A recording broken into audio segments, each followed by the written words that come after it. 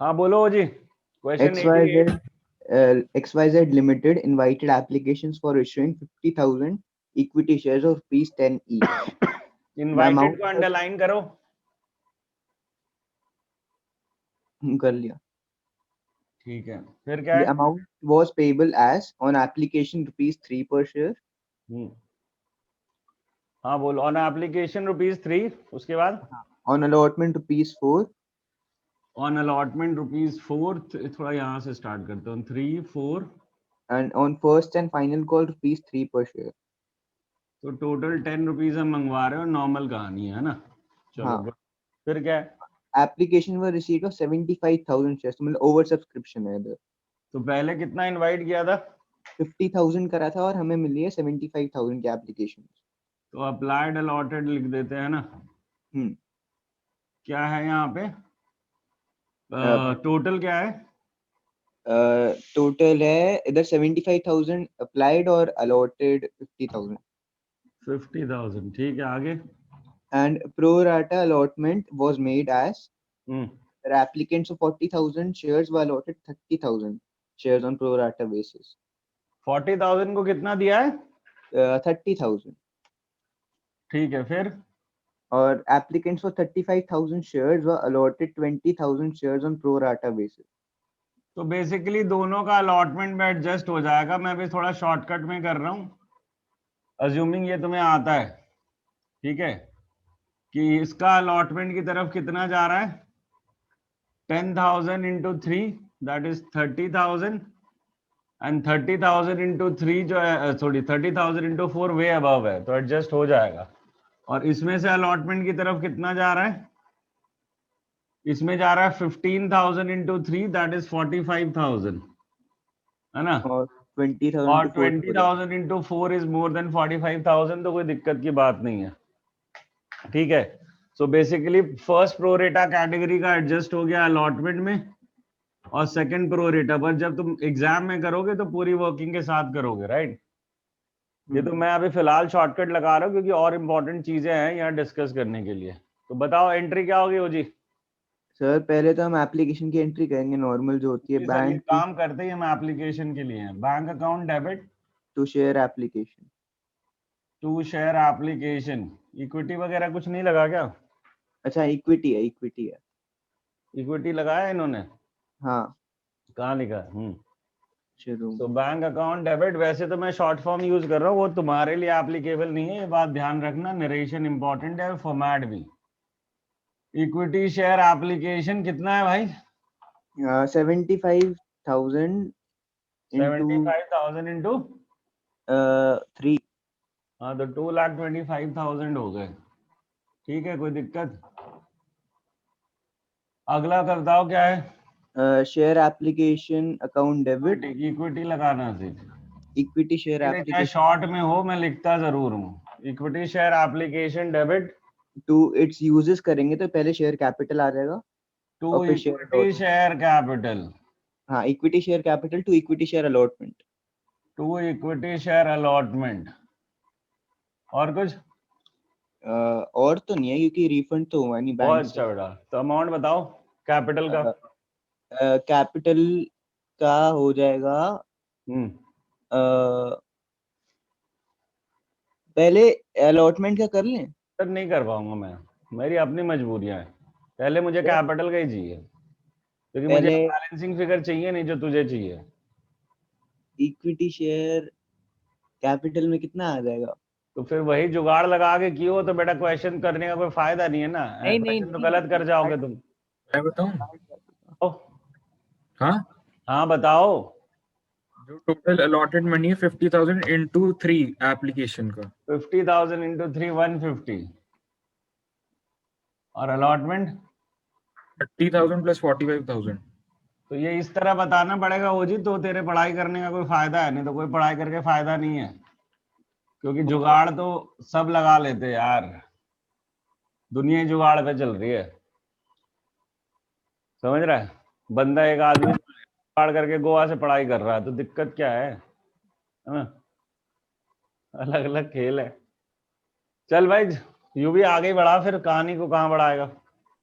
आगे क्या लिखा राम है? रामू से ना, आगे क्या रा- लिखा हुआ है? to whom 1200 shares were allotted out of the group applying for 40,000 shares failed to pay allotment money. कौन है ये Which लड़का? रामू? ऐसा नहीं लिखा उसने, Ramu to whom 1200 shares were allotted out of the group applying for। तो इतना साइलेंट जोन में क्या चला जाता है? जवाब दिया कर ना। तो वो इससे बिलोंग करता था, अलॉटमेंट फेल कर गया, ठीक है। आगे कोई है और? फिर इसके बाद लिखा है shares were forfeited, वो बात की बात है। आगे वाला मतलब अलॉटमेंट नहीं फेल करा, कॉल वॉल फेल करा। तो हम अलॉटमेंट तक रहते हैं, अभी अलॉटमेंट का काम करते हैं। चलो बताओ, चलो एंट्री क्या होगी अलॉटमेंट की? Equity share allotment to equity share capital allotment account debit. हाँ sir. to equity share capital to equity share capital, बहुत बढ़िया सर। कितना हुआ? 50,000 into 4, ओके, कितना हो गया ये? 50,000 इंटू 4, 2 लाख रुपए है ना? 2 लाख। ठीक है सर, इसके बाद क्या है? फिर होगा bank hmm calls in arrear to equity share allotment। बहुत खूबसूरत सर, कैसे कर लेते हो आप हैं? सर अपना अपना बैंक अकाउंट डेबिट, फिर कह रहे हैं आप कॉल्स इन अरियर्स, है ना? ऐसे ही ना? Calls in arrear debit to, क्या कह रहे हैं sir? allotment। Equity share allotment. Figures बताइए सर। हाँ चलो युवराज, अगला बताओ। अच्छा, इक्विटी शेयर अलॉटमेंट तो 2 लाख ही आ गया। 2 लाख नहीं आएगा सर, मैं अभी यहीं तक वेट कर रहा था, क्योंकि पहले नॉर्मल पुराना आता है कि नहीं तुम्हें, तब तो नया कुछ बताऊं। तुम्हें तो पुराना ही नहीं आता। 10,000 बार दिखा दिया तुम्हें कि यहाँ डेबिट होता है, यहाँ क्रेडिट होता है, इसका नेट ऑफ आएगा यहाँ पे। रोज एक ही गलती किए हुए जाते हो। ये तो पुराना चल रहा था ना सर, और नया जो है वो तो टकला जो है उधर वो गैस मारता है, पर ये होगा नहीं। अब ये होगा नहीं का रीजन कुछ और है।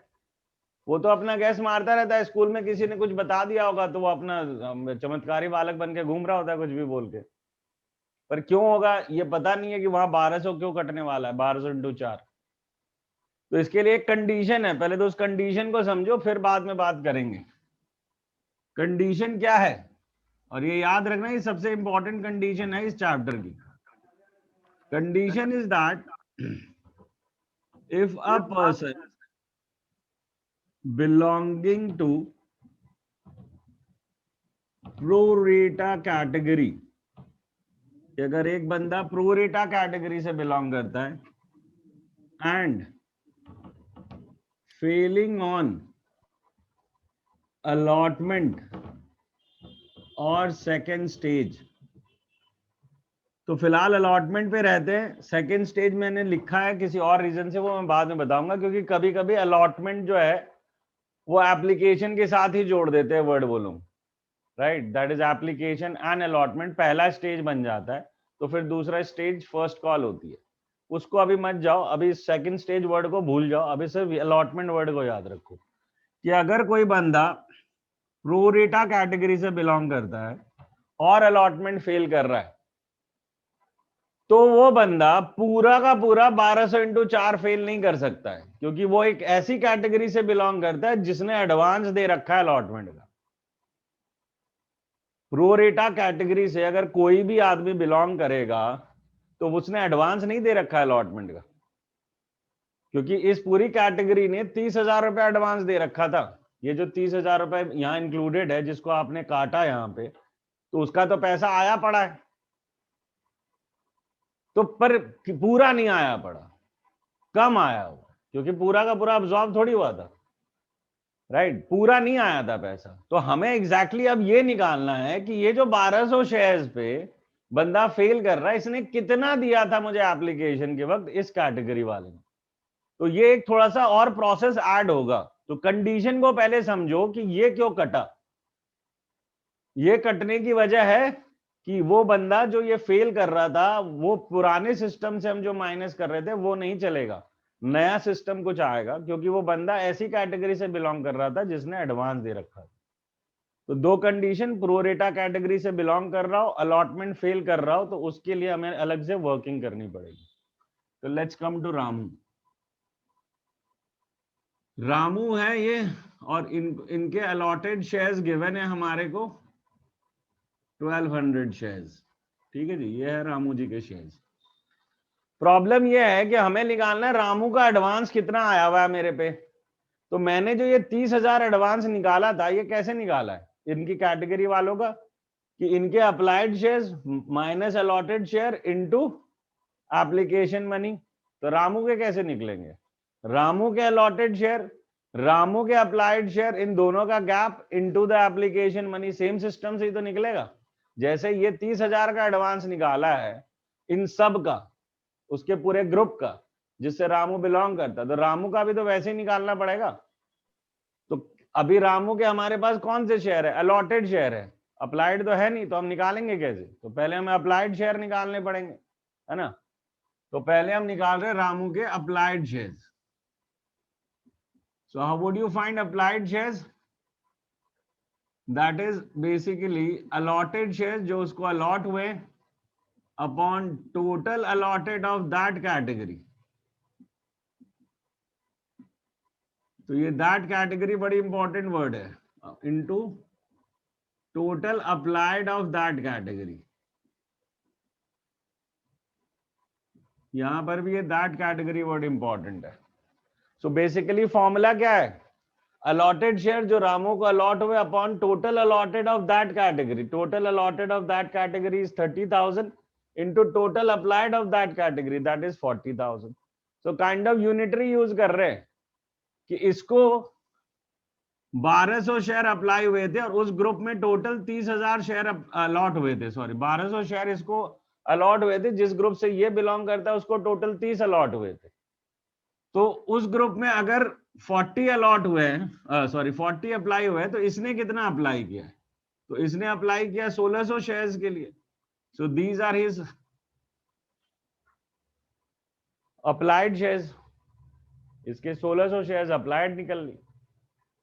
सो आई हैव नाउ रामू के दोनों टाइप के शेयर। मेरे पे रामू के अलॉटेड शेयर भी है और रामू के अप्लाइड शेयर्स भी है। ठीक है। सो बेसिकली इसने 1200 शेयर के लिए अप्लाई किए, सॉरी 1600 के अप्लाई किए थे, इसे 1200 मिले होंगे इस कैटेगरी में। तो अब इसका एडवांस निकालना हमारे लिए आसान हो गया। तो अब हम देखते हैं ये फेल कितना करा है। So amount due on allotment, इस बंदे से अलॉटमेंट पे कितने लेने हैं मुझे? यही वाला अमाउंट है ना जो कट किया था, यही पैसा लेना था ना मुझे इससे अलॉटमेंट पे। तो 1200 इंटू 4 मुझे इससे लेने थे अलॉटमेंट पे, यानी कि मुझे 4800 लेने थे, पर इसका एडवांस कितना आया हुआ है मेरे पे? तो 1600 शेयर्स अप्लाइड थे माइनस 1200 शेयर अलॉटेड थे into the application money, that is 3। और ये बहुत इंपॉर्टेंट है जो 3 लगाया है मैंने। जैसे यहां एडवांस निकाला था वैसे ही यहां पे निकालेंगे ना। यहां जो 30,000 ये एडवांस निकाला था, ये कैसे निकला था? Applied minus allotted into application money.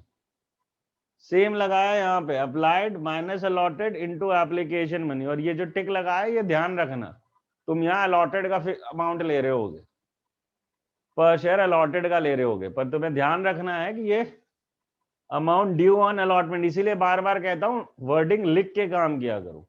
Amount due on allotment लिखोगे तो अलॉटमेंट से मल्टीप्लाई करोगे। फंडा एडवांस का याद रखोगे, खुद के मन में बोलोगे कि अप्लाइड माइनस अलॉटेड, तुम इसका नेट कर दोगे। तुम फास्ट लोग हो ना, तुम इसको लिखते वक्त लिखोगे 300 400, स्मार्ट हो जाओगे। तो वो नहीं करना है, जैसा लिखा है इसको एज इट इज लिखते जाओगे तो ये पेस्ट होता है दिमाग में कि तुम कर क्या रहे थे। तो ये जो है ये गैप लिखना पड़ेगा कि उसके अप्लाइड कितने, उसके अलॉटेड कितने इनटू एप्लीकेशन मनी, क्योंकि वही प्रोसेस मैं यहां करके आया था जब मुझे एडवांस निकालना था। अब एडवांस आ गया 400 इंटू 3 1200 रुपए, इसका मतलब 4800 में 1200 तो वो दे चुका था। तो जो वो फेल कर रहा है आज की डेट में, that is amount failed on allotment, that is this much, that is 3600। तो ये नहीं होना चाहिए। होना कितना चाहिए? होना है हमारा 3600 रुपया। सो ये है इंपॉर्टेंट एस्पेक्ट, ये है पूरा खेल जो वहां से लेके आए हम जो यहाँ से कहानी शुरू की और ये जो पूरी समझी है हमने इस सिंगल फिगर के लिए समझी कि अगर कोई बंदा प्रोरेटा कैटेगरी से बिलोंग करता है और वो अलॉटमेंट अगर फेल कर जाता है या सेकंड स्टेज फेल कर जाता है, ठीक है, तो उस बंदे को वो बंदा पूरा का पूरा एग्जैक्टली सेम अमाउंट फेल नहीं करेगा, वो कुछ कम फेल करेगा, बट हमें नहीं पता वो एडवांस कितना है, तो हमें इस प्रोसेस के थ्रू जाना। अब इस प्रोसेस में एक बात का बड़ा स्पेसिफिक ध्यान रखना, अप्लाइड शेयर का कहीं काम नहीं है सिवाय इस जगह के, ठीक है, that is applied shares used है ओनली, ठीक है, अप्लाइड शेयर को सिर्फ यही इस्तेमाल होता है पूरे शेयर चैप्टर में, नहीं तो मुझे अप्लाइड शेयर की कहीं जरूरत नहीं। I always need allotted share, वो फेल करेगा, वो पैसा देगा तो वो अपने अलॉटेड शेयर पे देगा, अप्लाइड शेयर से क्या लेना देना है मेरा, ठीक है। तो किसी इंडिविजुअल के अप्लाइड शेयर्स का मुझे कोई काम नहीं है, मुझे हरदम उसके अलॉटेड चाहिए, पर मुझे यहां अप्लाइड निकालना पड़ा, इसीलिए मैं बार बार ये कह रहा हूं कि सिर्फ यहां जरूरत है मुझे अप्लाइड शेयर की किसी इंडिविजुअल की, अदरवाइज मुझे कहीं जरूरत नहीं है अप्लाइड शेयर की। समझ में आ गई बात? तो now what you have to do कि मैं ये आधा दे रहा हूं तुम्हें आज कि आधे क्वेश्चन को तुम बनाओगे और 2 आधे क्वेश्चन, फिर मैं अगली क्लास में इसको कंप्लीट करूंगा। सो टिल नाउ आपको 2-3 क्वेश्चन करने हैं जो इसी लेवल तक करने हैं, क्योंकि यही नया पार्ट है, इसके बाद जो पुराना पार्ट भी है वो जुड़ेगा, बट कॉम्प्लिकेशंस थोड़ी बहुत जो थी वो इसमें और ऐड होंगी, मतलब एडिशन नहीं होगा, जैसे पार्शियल रीइश्यू हो रहा है, 2 लोग हैं, जैसे यहाँ रामू है, अभी श्यामू भी आएगा, फिर उसमें से सारे शेयर्स रीइश्यू नहीं हुए एंड ऑल, तो वो आगे की कहानी हम आगे देखेंगे। फिलहाल तुम्हें ये देखना है कि तुम यहां तक सही हो जाओ अब, तो इसलिए 2-4 क्वेश्चन जो है पहले सिर्फ अलॉटमेंट तक करो, और याद रखना इसमें 3 पेज छोड़ के करना, 1.5 पेज में जर्नल करोगे और 1.5 पेज रख दोगे वर्किंग के लिए, ठीक है, हर क्वेश्चन के लिए, क्योंकि बाकी पार्ट भी तो करोगे ना, फिर क्या आधा पार्ट एक जगह और आधा पार्ट एक जगह थोड़ी कर रहे होगे, तो 3 पेज रख के एक क्वेश्चन करना है, ये बात ध्यान रखना। 1.5 page for journal and 1.5 page for the working for any question. फिलहाल अभी आधा ही करोगे जो अगला 3-4 क्वेश्चन कर रहे, ठीक है।